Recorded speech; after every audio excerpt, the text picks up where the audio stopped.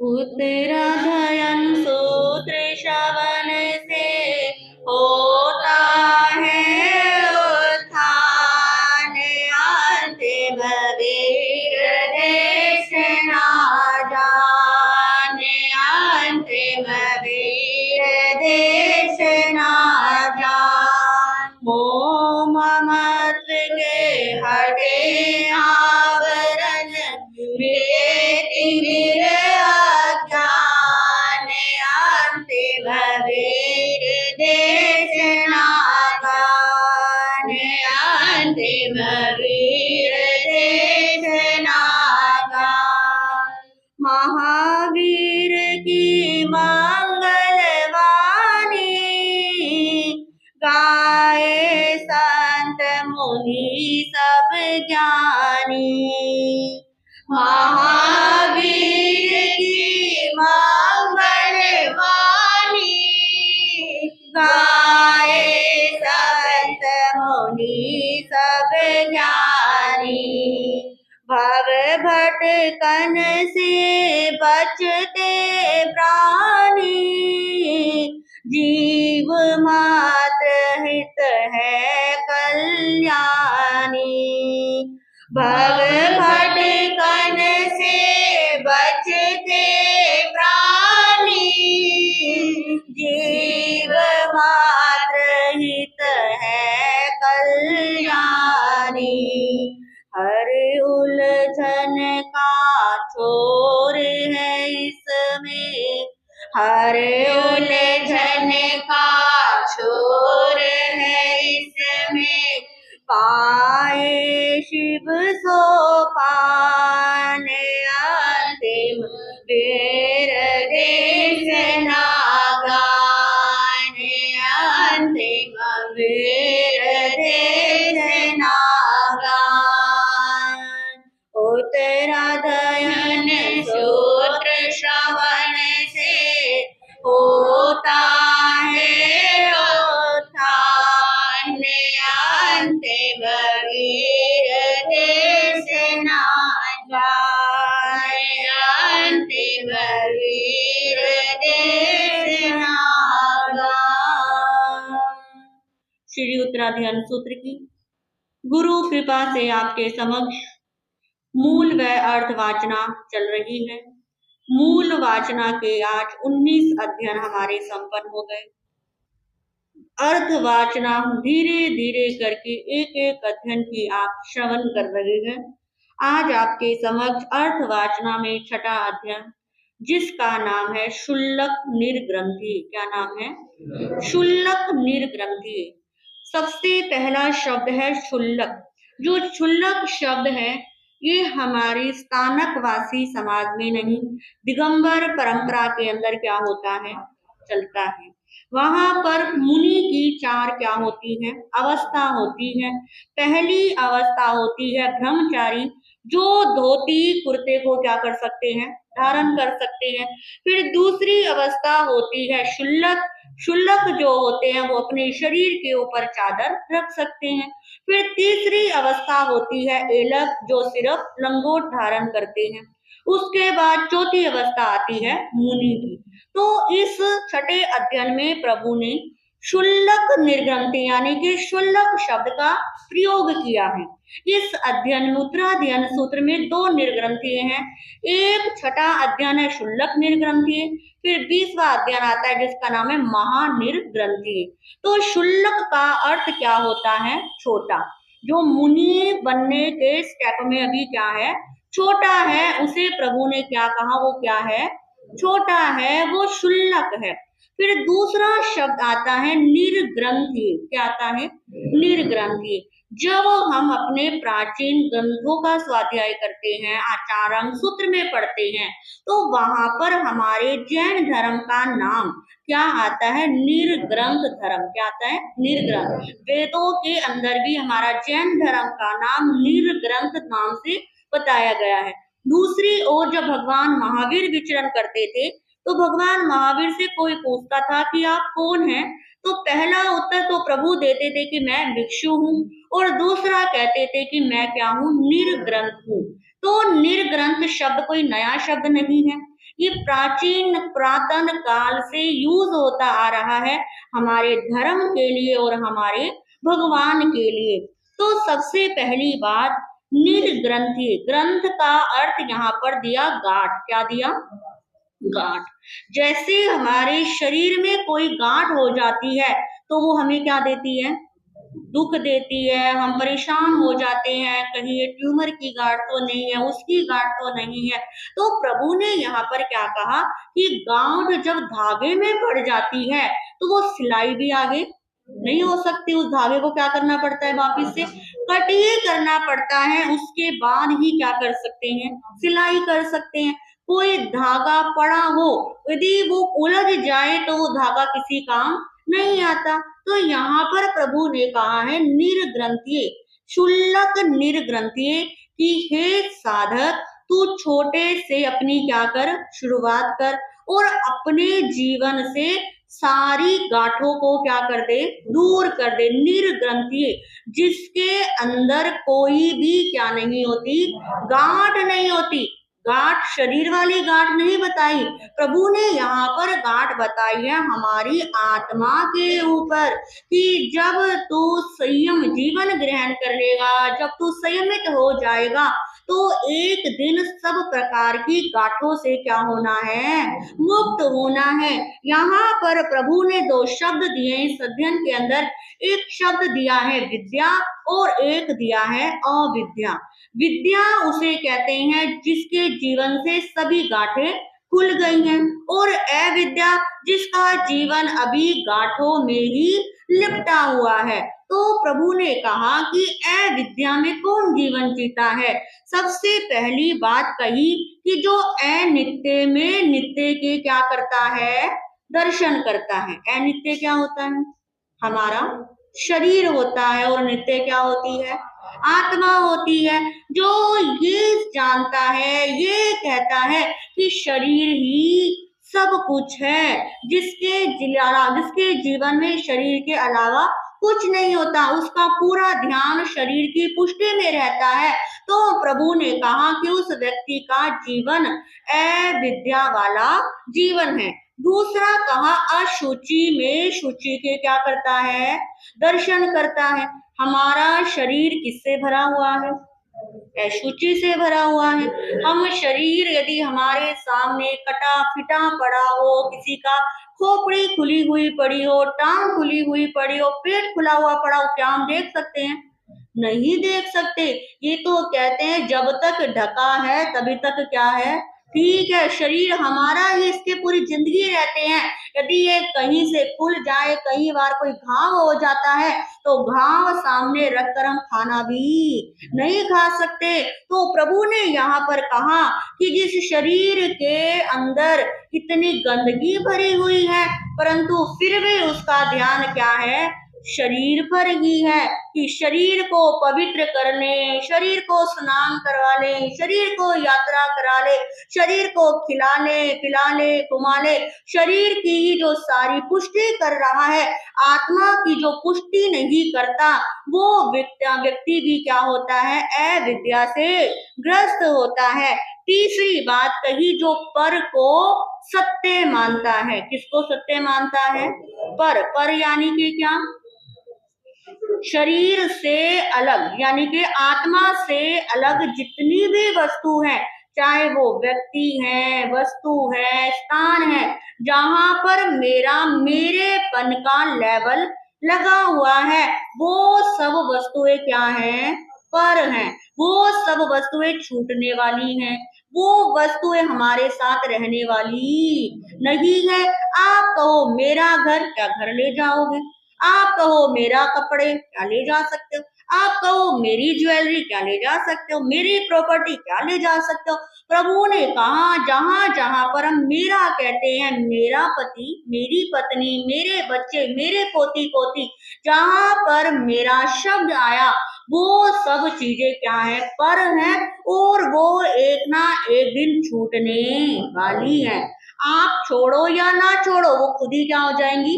छूट जाएंगी। हंसते हुए छोड़ोगे तो अच्छी बात है, नहीं तो अपने आप क्या होने हैं? वो हाथ से धागा टूटना ही टूटना है। तो प्रभु ने कहा कि जो पर को सत्य मानता है ये ही मेरे अपने हैं और मैं ही इनका हूँ। इनके अलावा जिसको कोई दुनिया दिखाई नहीं देती, प्रभु कहते हैं वो कभी विद्या के अंदर प्रवेश नहीं कर सकता। तो प्रभु ने इस छठे अध्ययन में शुल्लक निर्गत, वो छोटा सा ही अध्ययन है, यही कहा है कि हे साधक, यदि तुझे सब प्रकार की गांठों से मुक्त होना है तो तुझे इन 3 चीजों का चिंतन करना होगा कि सबसे पहले अनित्य में नित्य के दर्शन नहीं करने, दूसरा अशुचि में शुचि नहीं देखनी, और तीसरा पर में सत्य के दर्शन नहीं करने। जब हमारी दृष्टि बदल जाएगी तो हमारा जीवन बदलते हुए देर नहीं लगेगी। इसी के साथ 7वां अध्ययन, जिसका नाम है उर्भ्रिय। क्या नाम है? उर्भ्रिय। उरव शब्द से क्या बना है? ये उर्भ्रिय नाम का अध्ययन बना है। उरव कहते हैं मेढ़ा, भेड़ या मेमना, यानी कि बकरी का बच्चे को भी क्या कह देते हैं? उरव कह देते हैं, मेढ़ा कह देते हैं। तो इस अध्ययन में प्रभु ने 4 क्या दिए? उदाहरण दिए हैं, जिसके माध्यम से मैं समझाने का प्रयास किया है कि शरीर नाशवान है, शरीर का एक दिन नाश होना ही होना है। पहली एग्जाम्पल दिया प्रभु ने मेढ़े और गाय, गाय के बछड़े का, कि एक सेठ था, उसने अपने घर के आंगन में 3 पशु पाल रखे थे, एक मेढ़ा, एक गाय और एक गाय का बछड़ा। और जो वो सेठ था, वो जो मेढ़ा था, उसको भर भर के क्या खिलाता था? काजू, बादाम, पिस्ता, बढ़िया बढ़िया खिलाता था। और जो गाय थी, गाय का बछड़ा था, उनके आगे सूखी क्या रख देता था? घास रख देता था। एक दिन वो गाय का बछड़ा उदास होकर अपनी माँ से पूछता है, माँ, इस सेठ का पक्षपात व्यवहार मुझे अच्छा नहीं लगता। हम तीनों ही यहाँ पर रहते हैं, आप तो कितनी महान हो। सनातन जगत कहता है जिस घर के अंदर गाय बंधी हुई होती है और वहां पर कोई ऊपरी बाधा आ नहीं सकती। और हमारे जैन धर्म के अंदर जो हम 10 शावकों का वर्णन करते हैं उपासंग शाम सूत्र में, उसमें एक एक शावक के पास कितनी हजारों हजारों लाखों क्या थी? गाय थी। तो प्रभु ने कहा कि माँ, ये सेठ बड़ा पक्षपात करता है, हमें तो सूखी घास देता है, आप दूध देती हो बदले में, ऊपर से सूखी घास खाके, और ये तो कुछ देता भी नहीं है, फिर भी इसको क्या मिलता है? बढ़िया माल। तो वो कहती है, बेटा तू टेंशन मत ले, एक दिन सबका क्या आता है? वक्त आता है। अब कहते हैं एक दिन सेठ का कोई अच्छा खास क्या आ गया होगा? रिलेशन। सबसे खास हम देखते हैं लेडीज के लिए उनका जमाई क्या होता है? जिस दिन दामाद ने आना हो उस दिन तो लेडीज के अंदर ज्यादा ही एनर्जी आ जाती है कि दामाद जी आ रहे हैं। अब हो सकता है उस सेठ के घर में उसका दामाद आना हो। अब उस सेठ ने तैयारी करने के लिए सबसे पहले छुरा उठाया और वो फटाफट मेमने के सामने ले गया और उसकी चिकनी चिकनी गर्दन के ऊपर उस छुरी को हिलाने लग गया। अब वो ये दृश्य वो बछड़ा भी देख रहा था, वो क्या हो रहा है? कांप रहा है, डर रहा है कि जो हाल इसका हुआ कहीं ये हाल मेरा ना हो जाए। अब सेठ ने एक झटके से उस मेढ़े के 2 क्या कर दिए? टुकड़े कर दिए। वो बेचारा तड़पता रहा, अपने प्राणों की भीख मांगता रहा, पर उसने नहीं सुना। अब वो बच्चा अपनी माँ से कहता है, बछड़ा की माँ, क्या हमारा भी यही हाल होगा? क्या सेठ हमें भी इसी तरह काटेगा? तो वो माँ कहती है, नहीं बेटा, क्योंकि कहते हैं जो खाएगा गटके वही सहेगा झटके। इसने क्या कहा खाया है? डट के खाया है, और वक्त आया और सेठ ने क्या कर लिया? इसको झटका दे दिया। और हम तो सूखी घास खाते हैं, हम कुछ बढ़िया माल नहीं खाते, बदले में दूध दे देते हैं, इसलिए हमारा ये हाल नहीं होगा। तो इस उदाहरण से प्रभु ने समझाने का प्रयास किया है कि जो जन्म लेने के बाद इस जीवन को खाने पीने ऐशो आराम इधर उधर समय व्यतीत कर देता है, उसका अंत समय अच्छा नहीं होता। जो जीवन भर धर्म ध्यान करता रहता है वो पहले भी सुखी रहता है और बाद में भी सुखी रहता है। इसके बाद दूसरा उदाहरण आता है एक तीन व्यापारियों का कि वो व्यापार करने के लिए बहुत दूर गए। पहले के समय में, आज के समय में भी लोग जाते हैं, पर पहले के समय में एक व्यक्ति व्यापार करने जाता था तो अपने साथ अपने सगे संबंधियों को, मित्रों को, जानने वालों को कि चल जो लाभ मुझे होएगा वो क्या हो जाए, इसको भी हो जाए। तो इसी तरह करके तीन व्यक्ति व्यापार के लिए चले गए और उन्होंने बहुत अच्छा खासा व्यापार किया। पहले के जमाने में आज कल की तरह कोई रुपए या पैसे नहीं चलते थे, वो समय था जब कांकनियां चलती थी। तो वो कहते हैं उन्होंने बहुत सारे पैसे क्या कर लिए, कांगनियां कमा ली और अपनी कमर में बहुत सारी उनकी थैलियां टांग ली कि अब अपने घर कहाँ जाना है वापिस। पहले के समय में लोगों के अंदर संतुष्टि होती थी कि इतना क्या है, काफी है। अब तीनों व्यक्ति वापिस आ रहे हैं, रास्ते में तीनों को भूख लगती है, हलवाई की दुकान देखते हैं और उससे कुछ लेके क्या कर लेते हैं, खा लेते हैं। अब जब खा लेते हैं तो जो कुछ लिया है तो क्या करना पड़ेंगे, पैसे भी देने पड़ेंगे। अब उन्होंने एक कांकनी क्या कर दी, उसको दे दी और कांकनी में से भी आधी कांकनी का उन्होंने क्या खाया था, खाना खाया था और उस खा पी कर क्या हो गए, वापिस चले गए। अब थोड़ी दूर आगे जाकर उन्होंने हिसाब लगाया, यहाँ हमने इतने खर्च करे, यहाँ हमने इतने खर्च करे। तो हिसाब में आया कि उस हलवाई को हमने एक पूरी कांकनी दी थी, खाना तो हमने किसका खाया है, आधी का खाया।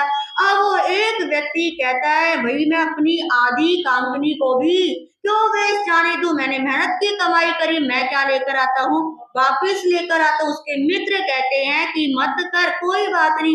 वो कहता है अरे मेहनत की कमाई ऐसे कैसे जाने दूं। अब वो वापिस क्या होता है, जाता है। अब बहुत सारी उसके कांकनियां थी। अब वो सोचता है पहला रेत रेत होते थे, अब मैं कैसे इतनी सारी को लेकर जाऊं। अब वो एक स्थान देखता है, रेत में अपनी सारी कांकनी क्या कर देता है, दबा देता है, कुछ निशानी रख देता है कि मैंने क्या करी है, यहाँ पर दबाई है। अब जैसे हलवाई के पास पहुंचता है और हलवाई देने से क्या कर देता है, वापिस मना कर देता है, बड़ा परेशान होता है। अब वो वापिस आता है, उस स्थान पर पहुंचता है जहाँ पर वो कांकनियां दबाई हुई थी और दुर्भाग्य देखा कि वो कांकनियां भी क्या थी, गायब थी, एक भी कांकनी उसे नहीं मिली। अब वो बेचारा रोता धोता हुआ, उस पर क्या बीती होगी कल्पना कर सकते हैं। इतना परेशान हुआ जैसे पैरों तले जमीन ही क्या हो गई, खिसक गई हो। आधी कांकनी के पीछे सब कुछ क्या कर दिया, गवा दिया। अपने मित्रों के पास पहुंचा, मित्रों ने कहा हमने तो तुझे पहले ही क्या करा था, मना करा था कि जो गई उसको जाने दे। तो इस उदाहरण के माध्यम से प्रभु फरमाते हैं कि बहु काल दुखा क्षण मात्र सुखा, कि हे मानव तू क्षण मात्र के सुख के लिए बहुत बड़े दुख का क्या, क्षण मात्र के दुख को दूर करने के लिए बहुत बड़े सुख का क्या कर देता है, कल्याण कर देता है। और एक समय अंतिम आता है जब सब कुछ हाथ से निकल जाता है। तीसरा उदाहरण देते हैं, एक राजा और उसका आम। राजा को आम क्या थे, बहुत प्रिय थे। इतने प्रिय थे कि उसको चारों तरफ आम ही आम दिखते थे। और कहते हैं व्यक्ति को जो चीज पसंद होती है ना, मैक्सिमम डॉक्टर क्या कर देते हैं, वही चीज बना। जिसको शुगर होगी उसको मीठा खाने का ज्यादा क्या करता है, मन करता है। ऐसे वो राजा वो आम का इतना दीवाना था, इतना उसने आम खाए, इतने आम खाए। एक वक्त ऐसा आया कि उसको आम से क्या हो गई, एलर्जी हो गई कि आम खाएगा तो कोई इलाज नहीं है। अब वैद्य ने कहा कि आम नहीं खाना। अब मंत्री परिवार वालों को पता लगा कि आम से एलर्जी है, तो उस मंत्री ने घोषणा करवा दी कि ना हमारे नगर में गांव आएंगे, जिनके पास भी कोई आम है, आम के पेड़ हैं, सब क्या कर दो, बाहर फिकवा दो। जितने भी आम के उद्यान थे वो सब क्या कर दिए, खत्म कर दिए। तो कि राजा देखेगा, राजा का क्या लग जाएगा, मन लग जाएगा। अब कहते हैं पूरा नगर आम से विहीन हो गया। और एक दिन राजा मंत्री के साथ बैठकर अपने शहर से बहुत दूर निकल गए और चलते चलते ऐसे उद्यान में पहुंच गए जहाँ संयोग से आम का ही क्या था, उद्यान था। और जैसी आम को देखा, राजा की आंखें तो दो से चार हो गई। इतना खुश हो गया कि देखो ये आम भी मुझसे कितना प्यार करते हैं। मैंने अपना राज्य आम से खाली करवा दिया, पर किस्मत मुझे फिर किसके पास ले आई, आम के पास ले आई। अपना रथ रोका और सोचा थोड़ी देर इस आम के नीचे ही क्या कर लेता हूँ, लेट कर विश्राम कर लेता हूँ। राजा लेट गया और ऊपर क्या लटके हुए हैं, आम लटके हुए हैं। और देख कर मन क्या हो रहा है, बड़ा आकुल व्याकुल। और वो आम को कहता है, देख आम, मैं तो तेरे पास नहीं आ सकता, तू तो मेरे पास क्या आ सकता है, आ सकता है ना। देख मैं तुझसे कितना क्या करता हूँ, प्यार करता हूँ, तेरे बिना मुझसे रहा ही नहीं जाता। और कहते संयोग से ऐसा हुआ, जैसे राजा ने कहा तू तो मेरे पास आ जाना, तू तो क्या कर ले मेरे पास आ जा, इतने में हवा का झोंका और आम नीचे उसके पेट के ऊपर। उसकी खुशी का कोई पारा नहीं रहा कि आज मैं मान गया कि आम को भी मुझसे क्या है, प्यार है। मैं ही सिर्फ प्यार नहीं करता, ये भी मुझसे प्यार करता है। तभी मेरे कहते ही मेरे पास क्या हो गया, आ गया। अब उसने हाथ में ले लिया और मंत्री कह रहा है, राजन आम से क्या रहो दूर। अरे भाई देख, मैं तो इसको नहीं बुलाया, ये क्या है अपने पास आया है। अरे मैं तो सिर्फ इसको क्या ले रहा हूँ, हाथ में ले रहा हूँ। अब हाथ में लेकर उसको कह रहे, तू कितना प्यारा है, तू कितना रसीला है, तू कितना मीठा है। अब ऐसे कर करके पता ही नहीं लगा कब उसने आम को मुंह में ले लिया और कहता है, वाह आनंद आ गया। वो मंत्री बेचारा देखता रोकता रह गया, पर उसकी एक भी नहीं चली। और जैसी आम खाया, वो आम का रस अंदर गया, पूरे शरीर के अंदर एनर्जी क्या हो गई, शुरू हो गई। वो मंत्री कहता है, राजन मैंने मना किया था ना आम नहीं खाना, फिर आम आपने क्यों खाया। अब वैद्यों को बुलाते हैं। वैद्य कहता है, अब कोई इलाज नहीं है, अब हमारे पास इनकी दवाई कोई नहीं है। अब जितना इनका आयुष है, अब ये तड़पते तड़पते ही क्या करेंगे, ऐसे भोगेंगे। तो प्रभु ने इस उदाहरण के माध्यम से हमें समझाने का प्रयास किया है कि इस रसना बाई को, इस जिबेंद्रिय को हम जितना मर्जी क्या कर लें, खिला लें, जितना मर्जी इसको डालते चले जाएं, इसकी कभी भी तृप्ति होने वाली नहीं है। जब तक हम छोड़ेंगे नहीं, तब तक हम आगे नहीं बढ़ेंगे। फिर चौथा उदाहरण आता है 3 वणिक पुत्रों का, कि एक सेठ ने अपने तीनों बेटों को बराबर पैसे दिए और कहा कि व्यापार करके आओ। तीनों व्यापार करने गए। एक बेटा उस व्यापार को तिगुना कर देता है, एक बेटा अपना मूल सुरक्षित रखता है, ब्याज से ही खाता पीता जीवन चलाता है, और तीसरा बेटा खा पी कर क्या कर देता है, खत्म कर देता है। एक समय आता है जब नियत समय पर तीनों को वापिस लौटना था। अब पहले से पूछता है, तूने क्या कमाया। कहता है, पिताजी इतना कमाया कि बाप को बाहर निकल के देखना पड़ेगा। दूसरा कहता है, पिताजी जो आपने दिया था वो ही क्या रखा, मैंने सुरक्षित रखा। और तीसरा कहता है, मैंने तो खाने पीने में क्या कर दिया, गवा दिया। अब वो सेठ कहता है कि मैंने तुम तीनों की क्या ली थी, परीक्षा ली थी कि मेरे धन को कौन संजो कर रखेगा। पहला व्यक्ति जो क्या करता है, जिसने पैसे को ट्रिपल किया, मैं उसको घर का स्वामी यानी कि उसके ऊपर सारी जिम्मेदारी सौंपता हूँ। और दूसरा जिसने धन को सेफ रखा, उसको सारा धन क्या करता हूँ, दे देता हूँ, वो खजांची के रूप में रहेगा। और तीसरा जिसने सारा क्या कर दिया, वेस्ट कर दिया, वो हमारा नौकर के रूप में क्या रहेगा, अब से घर में रहेगा। अब वो तीनों बेटे क्या हो गए, एक तो बड़ा खुश हो गया, अब दूसरा सोचता है, अरे किस्मत साथ देती तो पहले ही क्या कर लेता, मैं भी मेहनत कर लेता। और तीसरा तो कहता है, पिताजी कंजूस है, इतने कम पैसे दिए, अब ये बूढ़ा पैसों रखकर क्या करेगा। अब कहते हैं तीनों को अलग अलग सामान मिल गया, अलग अलग धन मिल गया। तो ये उदाहरण हमें कहता है, हमें प्रेरणा देते हैं कि जब हमारा जन्म होता है, सबको एक समान क्या मिलता है, जन्म मिलता है। मनुष्य गति में सबको समान मिलता है, पर जो जैसा कर्म करता है उसके अनुरूप अगले जन्म में उसका क्या होता है, जन्म होता है। जो अच्छे कर्म करता है, धर्म ध्यान करता है, दान पुण्य करता है, वो अपनी मनुष्य गति को देव गति में भी ले जा सकता है, मनुष्य से मनुष्य बनकर फिर आगे महाविदेह क्षेत्र में जाकर अपनी आत्मा का कल्याण भी कर सकता है। जिसने पैसे को सेफ रखा, खाया पिया कि मनुष्य से अगले जन्म में क्या बनना है, मनुष्य। और तीसरा व्यक्ति जो मनुष्य जन्म पाकर वेस्ट कर देते हैं, या अगला जन्म नरक गति में होता है या त्रियंच गति में होता है। तो इस प्रकार 7वें अध्ययन में प्रभु ने इन 4 उदाहरणों के माध्यम से हमको संसार की नश्वरता का क्या परिचय करवाया है कि हम समझे और अपने जीवन का कल्याण करें। इन्हीं शब्दों के साथ मैं अपने विषय को विराम देती हूँ। बोलिए भगवान महावीर स्वामी की, संसार के सभी महापुरुषों की जय।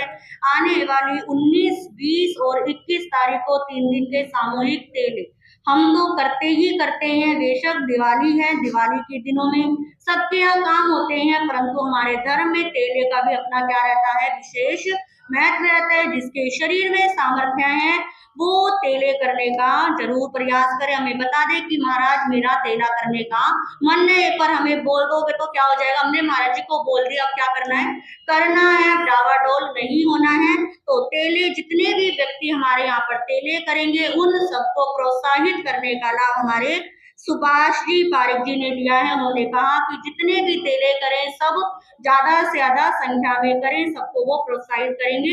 इन्हीं शब्दों के साथ मंगल पाठ को श्रवण करेंगे। नमो हरियंतानम, नमो सिद्धानम, नमो आयरियानम, नमो वज्रायनम, नमो लोहे सत्सवनम, ऐसो पंच नमोकारो सौ पापनाशनो मंगलानंचे सभ्य सिंह परमम हवै मंगलम। ओम नमो नानस, ओम नमो दंसनस, ओम नमो चरितस, ओम नमो तपस। श्री चत्तारी मंगलम हरियमता मंगलम सिद्धा मंगलम साहू मंगलम केवली प्रणतो धम्मो मंगलम।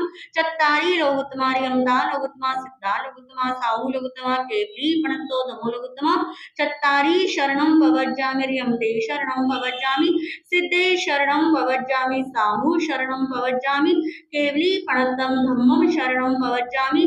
ये 4 शरण दुख हरण जगत में, और न शरणा कोई होगा। जो भव प्राणी करे आराधन, उसका अजर अमर